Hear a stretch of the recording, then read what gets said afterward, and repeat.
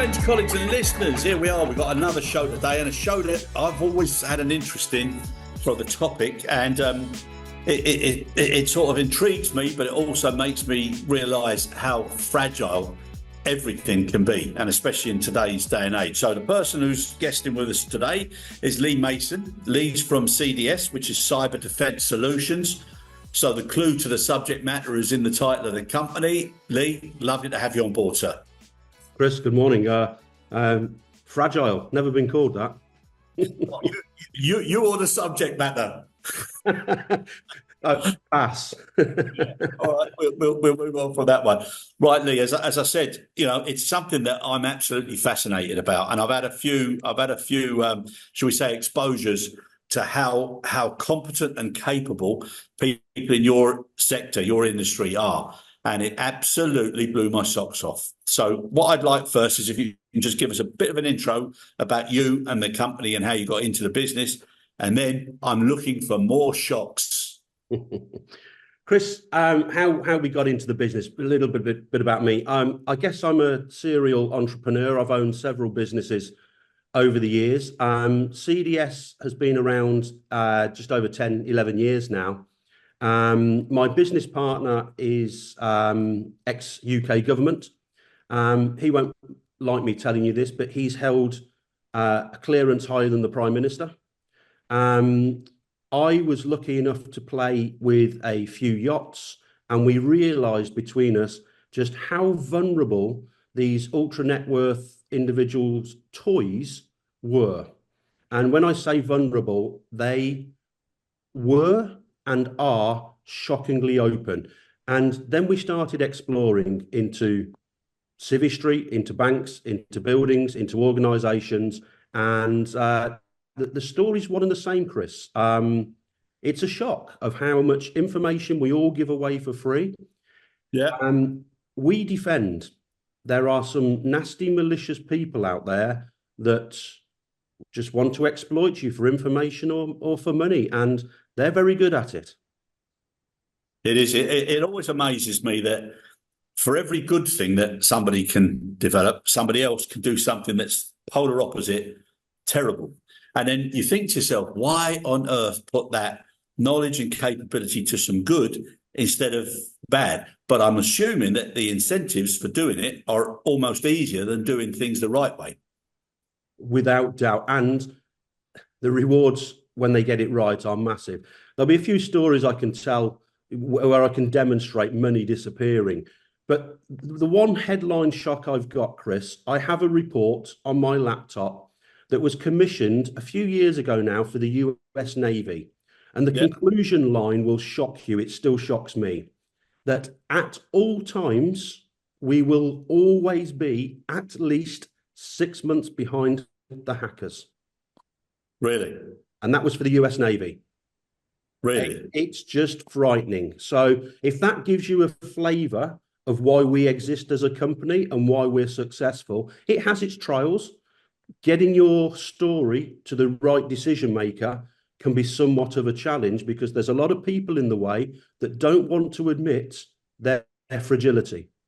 But that's something that, that's something that surprises me, yet doesn't surprise me, because even when you're going through things like change and you're trying to make things better for employees and be more proactive with succession and continuity and contingency, people still defend as if it's their name and reputation and family line or lineage that's going to be shown up, instead of just saying, yes, if you can show us how to do things better, why on earth would they not take it? But this hanging on to what they know or the legacy practices, or in your line of the business, when I've also done certain pulses, to see whether safety and security and in there cyber security comes into it, and people say, no, we've got our own system, we've got 360, we've got this, we've got that. And then you ask them, have they ever had a stress test, or have they ever got somebody else in from outside to check? No, we don't need that.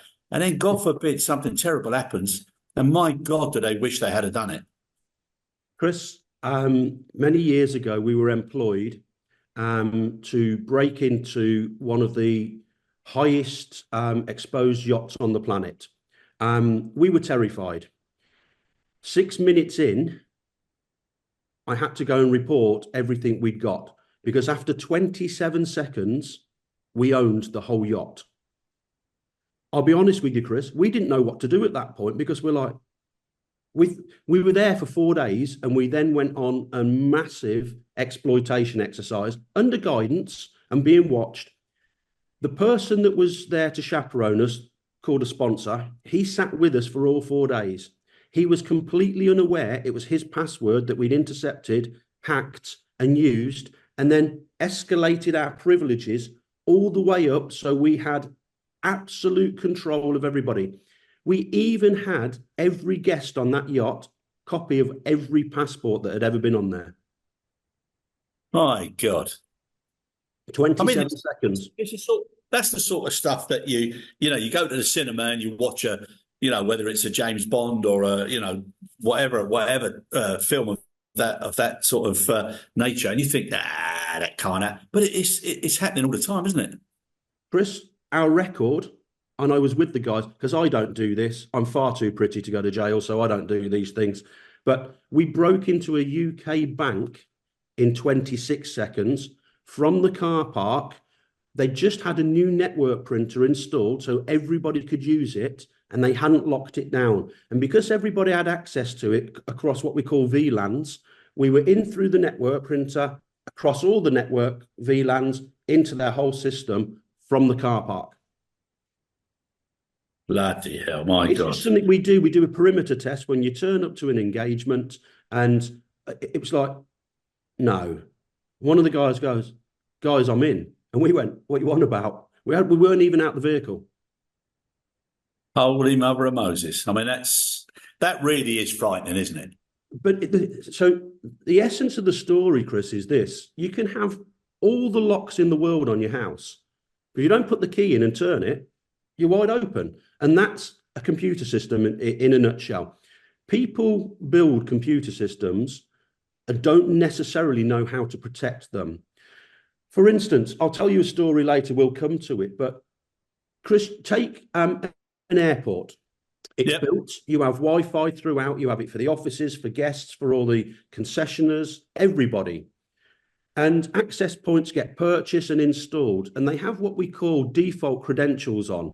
It's usually, you'll know all of this, gentlemen, you'll have admin as your access and admin as password. How shocked would you be to know that 8-10 years later, yachts, buildings, airports still have default credentials on all their equipment? My God. If you know how to exploit it, in you go. You're through, you find some low level, and then you escalate your privileges. You have control. That is frightening. And I think, well, I went to see a friend of mine, and he's in your business, and he said to me, I brought some people over just to see how powerful it was. And he said to me, right, he said, I need somebody, he said, who doesn't mind, being an example. So I said, all right, no problem. So he said, Chris, what do you drink? So I said, tea, very strong, builder's cup of tea, no sugar. So he's all right. So he brought it in and he said, if you just give me one detail about me. Okay. So I gave it to him. And he said, before you drink that tea, he said, I'll come in with a report. Obviously, the tea was blooming hot, but I tried to drink it as quick as I could. But before I could drink it, he came in. He told me when I'd been hacked, how much money had been taken out. Luckily, I got it recovered. Yep. But he had all that information. He knew where I was on the dark web or the black sites. So he knew that I was now low down the criteria because I'd already been hacked, and probably people thought I had no money anyhow, and they were probably right. But he did that so quickly. Everybody else was so surprised and so shocked. They thought it was a trick with me and him. So then these guys came from a different country, and he did another exercise with one of them, okay? And he was able to show them on the big screen how he got into their system back in the country where they came from. That then secured him the business, okay? So now, what I'd like to ask you, because and the thing is, everybody's been hacked, but the secret of a good backup is knowing when you've been hacked so you can then control it rather than always try and prevent it. Because my impression is everybody can be hacked. So, Chris, I'll tell you the story, which I'll be using at the conference that we're going to. This has been done this year. It's a 4-day engagement at an airport. I won't tell you any of the details. On day 2 of the engagement, access was gained at a very low level. Through these engagements, we make a lot of noise on purpose to see what defenses there are. And in this instance, there were certain defenses, certain bits of software that stop us going certain routes. Yeah. But on day 2, Chris, we gained full low-level access. Nobody knew we were there. We then created an authenticated user account, which allowed us to climb to the highest privilege of this international airport. Chris, we had control of the departure gates, the carousels, all the concessionaires, everything within that airport. The report was titled to the client, "We assumed total domain compromise." Now, the trick here, Chris, is what you just mentioned. It's not the fact that it can be done, because obviously it was. Was there a lot of things that were still on default credentials? Yes, and they shouldn't have been. The most worrying thing for us, after years of being in the business, nobody knew we were there. There is no recording and monitoring. People think they can put a 5-lever lock on the front door and they're fine. Yeah. The other biggest thing, Chris, is this. Everybody sits in your chair, my chair, and goes, "It won't happen to me." Yeah. It's pure deniability until the money disappears down the dock or out the bank. Last year, Chris, we were called to a small island 8-9 hours away. And our investigation caught somebody live on their systems from Holland, and we were in the Caribbean. $250,000 had been taken, well, not taken, sent from this company because somebody had intercepted an email. They'd spoofed the email, carried on the conversation, changed the destination of the money, and $250,000 left. Hence my phone rang. And that's the sad thing of where we find ourselves. People ring me, say, "Leigh, we need help. When are you available?" And my glib answer is usually 6 months ago. Yeah. That's when you needed me. And that is a terrible thing, isn't it? But the phone only rings when the money walks out the door. Yeah, and I had the same thing. And again, it was a foreign bank when I was living abroad, and the manager and assistant manager were over familiar with me, and they did certain things they shouldn't have done. And somebody intercepted the email, did exactly the same thing, diverted the money to Barclays. Yep. Okay, but they started talking in the emails as if they were me. Yes. When it came down to the investigation afterwards, there was one of these experts who can tell whether it's your writing or your style or your words and everything. And they said straight away from the whole train, it was absolutely nothing. It wasn't even a natural English speaker. Some would say I'm not, but it wasn't a natural English speaker. And that's how I was able to get my money back. But it was, again, it wasn't the fact that it had happened. It was that nobody had checks in place to say, right, well, should we be doing this? And obviously the individuals themselves got into a lot of trouble, but it helped with that bank's protocol for future clients. But it was a horrible experience to go through when you know somebody has just taken your money at will. And well, it is, Chris, this one will shock you. So COVID happened. We all jumped online. I had a phone call. COVID was very good for us because everybody took their laptops home and connected to any Wi-Fi they could. It horrifies us. There's no protection. You've got no clue who owns the background you're connecting to.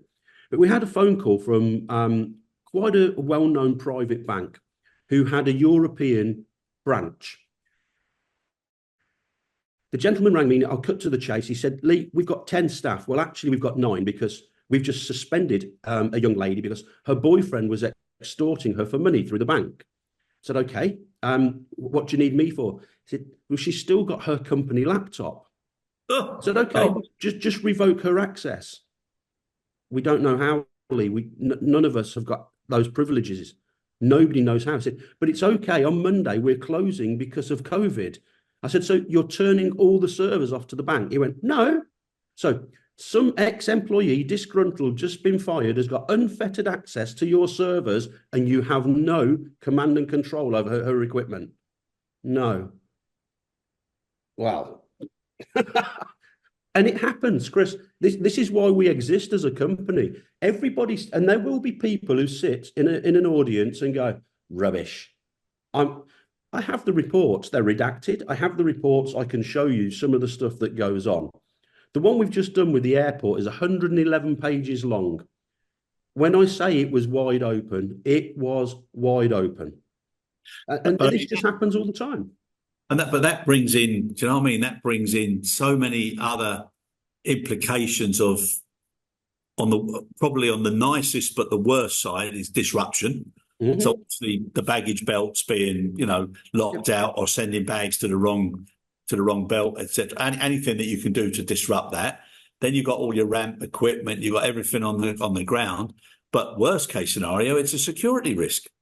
But Chris, how do you continue to land planes all day when you've got no space for planes to park because all the other planes can't leave because nothing's working? Yeah. I'm not talking about having air traffic control here. There was no need for that. The complete disruption, just the reputational damage alone is worth millions. That's it. That's exactly it. So let me ask you now, why don't people do a stress test or a challenge test, or why do they not do that as part of their annual or every 6 month, preventive or continuity or contingency or emergency response? Why do they not do it? So, Chris, they are doing it, but in the wrong way. So what they're trying to do is harden the exterior if they understand where the exterior of their business is. Because nobody's business now is contained to four walls. It's all out there. So there's several ways to get around all of their protection, Chris. Usually the easiest way is send somebody an email and somebody somewhere will click on it. Yeah. Beyond that, we'll go for the supply chain to prove a point. So we'll go for a one-man band that has no protection, no stress testing. They don't even understand what they need to do. You get into them. I'm going to show my age now, Chris. You then get their Rolodex. You get their Rolodex. And I was saying to Salam earlier, we are 6 steps to a billionaire. You take their lowest supplier, you got their Rolodex, you go to the people they talk to, their management within their context is all elevated all the way up. So what happens is you have these stress tests and you make your exterior hard so people go looking elsewhere. So we don't look at the exterior so much anymore. We go straight to the inside. A disgruntled employee, social engineering, but invariably, you'll send them a spoofed email, and if they're not protected against spoofing, where you'll change a tiny letter within the email address, everything else will look the same, and you'll carry on the conversation, which is what probably happened with you. Yeah. You're on the inside. You then get their passwords, and usually their passwords are 5 letters with 1, 2, 3 at the end. It's ridiculously easy to break. Then you create yourself an admin account. And then unless you've got the proper security in place, this airport, the guys were then able to give themselves a super admin account which controlled everything, all from one very low-level employee who had a 5-letter password which was broken in 30 seconds by a computer. My God. So your stress test is a great start. We've put out plenty of reports that says all your access points are still on default credentials. You need to change them. Chris, how many yachts have we gone to that 8 years later I can walk down the dock and still log on to their Wi-Fi? That's madness. I'm talking about I've still got access. Nobody changes their passwords at the end of the year or the end of the season or every 3 months because they see it as inconvenient. And I just sit there and say, thank you very much. Even just something on a much lower level, even, when you have like guests or people come over and they use your Wi-Fi and they use your password. Yep. I mean, even for the average punter, the average household, or, how often should you be changing your passwords? Never, if you've got a proper password. So use a proper passphrase, something like, I don't know. So we'll use the one that Salam and I spoke about earlier. If you use Batman 1, 2, 3, a computer will break that in seconds. There are password vaults out there that generate passwords, and so you'll never know your password. Personally, I think my master password is 28 characters long, and I haven't got a clue what my passwords are. They just auto-generate. But if you've got to put something in that you can remember or share with somebody, create a passphrase. So, very quick story. I met a financial advisor once who said nobody would ever come after him. He's got nothing you wanted. Chris, there's a UK bank that there's a 10-digit access code to get into your bank account.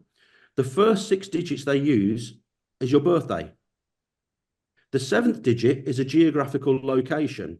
So with a beer, if I know your name and we're sat there having a beer, I know where we are, I can go onto LinkedIn or Facebook and 99% of the people will put their correct birthday on there. So all of a sudden, I've got the first 7 digits of your 10-digit access code without a computer. Does that scare you? That's crazy, isn't it? I mean, it's crazy, but it's also, you know what I mean? Everyone's got to have passwords here, there, and everywhere, and it's such a difficult thing to remember the damn things that people go for convenience. And unfortunately, the travel agent we use, they use part-time staff. And I spoke to the owner once. I said, "Can you do me a favour? Lift the keyboard up. How many post-it notes are under there stuck with the password for the computer?" And she's like, "How would you know that?" Yeah, yeah. I was saying to Salam earlier, I went to a very large company in London a few years ago. And Chris, you can see my face. We walked in, they said, "Would you like a coffee?" I said, "That'd be great. Thank you. 1 sugar." "Oh, do you need the guest Wi-Fi password?" And I just went, they went, "Oh, guess you've got it." I went, "Mm-hmm." And then I turned my laptop around. Their password for this whole company and all their satellite offices, Chris, had been seen 3.033 million times in a breach. And I remember the number because it was so staggeringly high. The password for their whole organization was password. Oh my God.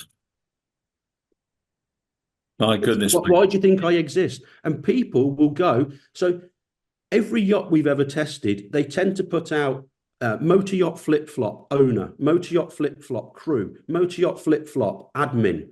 Why are you advertising the bits I want and making my job easy?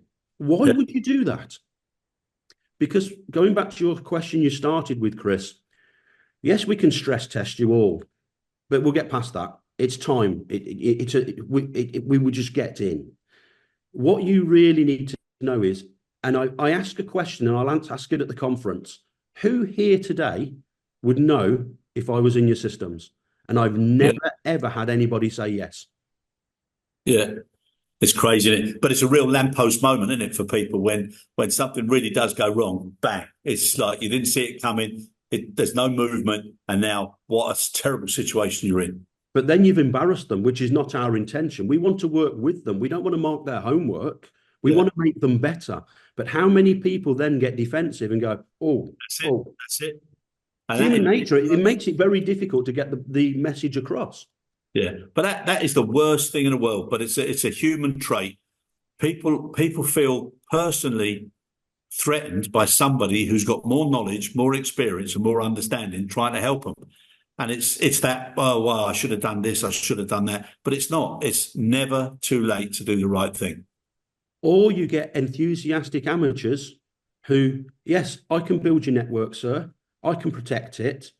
And then they've got to go and tell them, "Actually, I wasn't as good as I think I was." Yeah. So you never normally get to the person that makes the decision. You get some forward-thinking people, and we've been very lucky in our career to have some very, very, very big hitters for clients. This one's quite amusing. We were asked to a law firm in London who just spent £750,000 on their cybersecurity.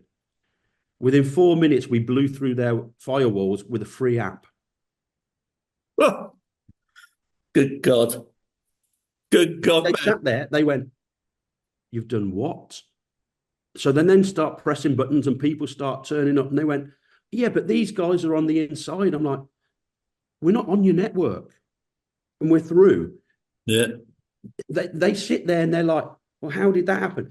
I'll give you for instance, we were at a big house, big building south of London. I don't think it's far from you, Chris, but I'll tell you over a beer roughly where, but it was a big, big house. Their air conditioning systems have temperature monitors. Right. And they're open to the internet. I'm in, done, sorted, finished. Good God. I'm browsing the BBC using their temperature monitoring system for their air conditioning. Oh my God Almighty. None of this is big and clever. It's what we do. But Yeah. it can be stopped if you know what you're doing. The problem is most people bolt on security as an afterthought. Yeah. And only when they've had a big problem do you get the call. Yeah. No, I agree with you there. I mean, as you know, I just had a flood in my house. And the one thing I would say to everybody, don't just turn your hot water off when you go and leave it. Turn the stopcock off every time you go away. Uh, It's one of those things that, we don't do. Chris, my house in Spain, I've just had a plumber in to put isolation valves on all of the toilets. That's yeah. not glamorous, but they were 20 years old. I've only owned the house for 2 years. For a few €100, prevention is far better than cure. Oh, tell me about it. I know that only too well, my friend. Listen, it's been absolutely great. And I love this lamppost moment concept because it's what people need. And especially now, I mean, with all the geopolitical problems in the world and so many other problems, the one thing that people need to do is protect themselves where they are and where they work. And that hopefully, please God, will help things get better. But if people are ignorant to it or they don't want to accept it, that's even worse. Well, there's one very quick thing to finish with. High net worth individuals chartering big yachts, planes, whatever. All their guest list gets sent by an email to their PA. You can intercept that. You probably know every coming and going, date of birth, and probably allergies. You want to nobble somebody, all you need to do is get to the restaurant they're going to that night and put peanuts in their dinner or whatever Oh, it may be. If you've got access to that level of information, would that frighten you? good God, of course it would. Yeah, I've got a nephew. I've got a nephew who's really allergic to peanuts. So, Well, no, welcome to my world, because people don't understand. People will send an email with all of that open information on. So the second it leaves your domain, where's it gone? yeah, Not many people can answer me. Unless you've got end-to-end encryption, not many people can answer me where it's gone. it's a My fright. boys were at private school. COVID, they all sent laptops home and said, right, your teachers are going to be online. Just get the kids to log in. My answer was, it was very simple. Nope. So the headmaster rings me and said, what's the problem? So I told him. He went, you're kidding me. I said, who owns the routers that your teachers are connected to? I don't know. They won't know either. I went, then they're not getting into my house. Now, the fact is, we sit behind state level firewalls here. We have filtration systems. We're fine. But can you imagine the amount of people? Zoom is a very good one. When Zoom started just before COVID, they were a startup company. Most of China were watching every Zoom call that happened in the early days, allegedly. Yeah, no, but and this is the thing. I mean, my God, do you know what I mean? If you open up your mind and you have a discussion, and I remember games years ago when you had to work out how you could get from you had 6 moves to get to the Pope, or 6 moves to get to the King, or 6 moves to get to a famous film star. And some people were clever enough to see all the links. And now years later, it's a similar concept. It's exactly the same. It's just easier. I can get hold of the little lady that runs the local delivery or washing machine shop, her Rolodex, onto the next guy, onto his manager, got the boss's details. You're there, you're done. Yeah. But nobody knows we're there, Chris. Well, thank you for this morning's fright. But it is a lamppost moment, and I hope when people are watching this, they'll start thinking, my goodness me, we need to check early, because it's a little bit like the stopcock. It's far too late when everything's ruined and the flood and the water has been consistently dripping. The damage is terrible. You don't even see the initial damage until it's gone to the worst case, And so, But the message is from me, and of course I would say this, I want the business. Be prepared to do something about it. We're not there to work against you. We're there to work with you and make you better. You've got a problem. If you break an arm, you go to your doctor. If you've got a problem with your brain, you go to a brain surgeon. A bit arrogant, this statement. In computers, in the IT world, we are the brain surgeons for cybersecurity. That's what we do. That's our job. We don't fix printers. We identify problems and we stop them becoming a major issue. Yeah. Well, good man, Leigh. I'm looking forward to seeing you and having a few more chats with you. Thank you so much for your time today. And like I said, I think we'll title this Lamppost Moment because, people need to see that if you ever are looking at your phone or reading a paper and not paying attention, you walk into a lamppost, you realise that it's not going anywhere. And you're absolutely, it can be prevented. It's called awareness, training. We can sort it. Yeah, good man.